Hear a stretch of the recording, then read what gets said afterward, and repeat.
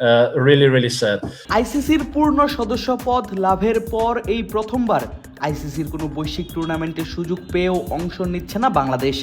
ভারত এবং শ্রীলঙ্কায় অনুষ্ঠিত হতে যাওয়া আইসিসি টি-20 বিশ্বকাপ থেকে সরে দাঁড়িয়েছে লাল সবুজের দল। কারণ হিসেবে দেখিয়েছে নিরাপত্তা শঙ্কা।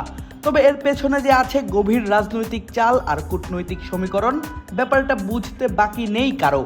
ক্রিকেটের সর্বোচ্চ নিয়ন্ত্রক সংস্থা হয়েও আইসিসির পক্ষপাতিত্বমূলক আচরণ এবং হোস্ট নেশন হয়ে ভারতের এক রোখা নীতির সমালোচনায় একের পর এক মুখ খুলছেন তারকা সব সাবেক বর্তমান ক্রিকেটার।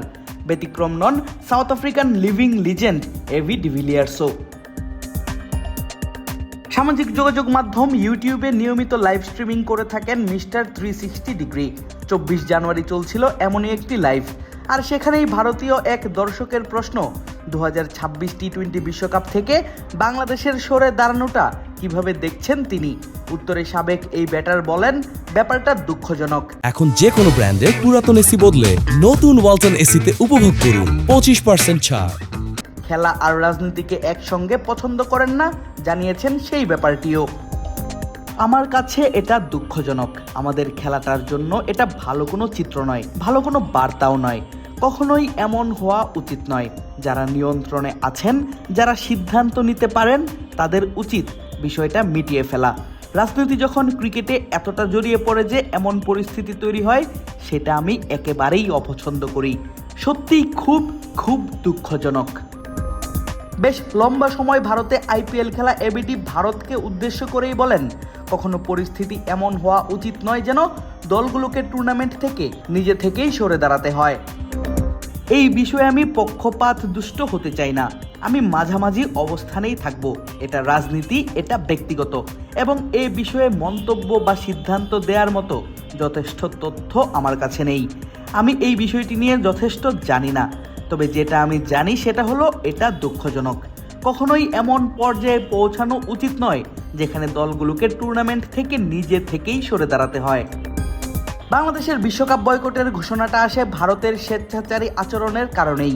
উগ্রপন্থীদের হুমকির মুখে গত 3রা জানুয়ারি মুস্তাফিজুর রহমানকে আইপিএল থেকে বাদ দেয়া হয়, যার পরিপ্রেক্ষিতে ভারতে খেলতে যাওয়া ক্রিকেটার এবং দর্শকদের নিরাপত্তা নিয়ে উদ্বেগ বাড়ে সরকারের। একজনের নিরাপত্তা নিশ্চিত করতে না পারা ভারতে বিশ্বকাপ দলের ক্রিকেটার সহ অন্যান্যদের নিরাপত্তা নিয়ে শঙ্কা প্রকাশ করে বিসিবি। গত 4 জানুয়ারি আইসিসির কাছে বাংলাদেশের ম্যাচ ভারত থেকে আরেক হোস্ট দেশ শ্রীলঙ্কায় স্থানান্তরের অনুরোধ পাঠানো হয়, যা নিয়ে আলোচনা চলে প্রায় 3 সপ্তাহ ধরে। হয়েছে ভিডিও কনফারেন্স এবং সশরীর আলোচনা, এমনকি আইসিসির ভার্চুয়াল বোর্ড সভাও। আর 21 জানুয়ারি অনুষ্ঠিত সেই বোর্ড সভার পর আইসিসি জানায়, বাংলাদেশকে পূর্ব নির্ধারিত সূচি অনুযায়ী খেলতে হবে। বিশ্বকাপ খেলতে হলে যেতে হবে ভারতে। বাংলাদেশও 22 জানুয়ারি সাফ জানিয়ে দেয়, ভারতে গিয়ে খেলবে না লিটন ফিস, তামিম, সাকিবরা। ফলে বাংলাদেশকে বাদ দিয়েই বিশ্বকাপ আয়োজনের সিদ্ধান্ত নেয় আইসিসি। লিটনদের পরিবর্তে গ্রুপে অন্তর্ভুক্ত করা হয় স্কটল্যান্ডকে, যারা কিনা জিততে পারেনি ইউরোপিয়ান কোয়ালিফায়ারেও। আর এরপর থেকেই আইসিসি এবং ভারত নিয়ে হচ্ছে একের পর এক সমালোচনা। আদিব আশরাফ, ক্রিক ফ্রেন্জি।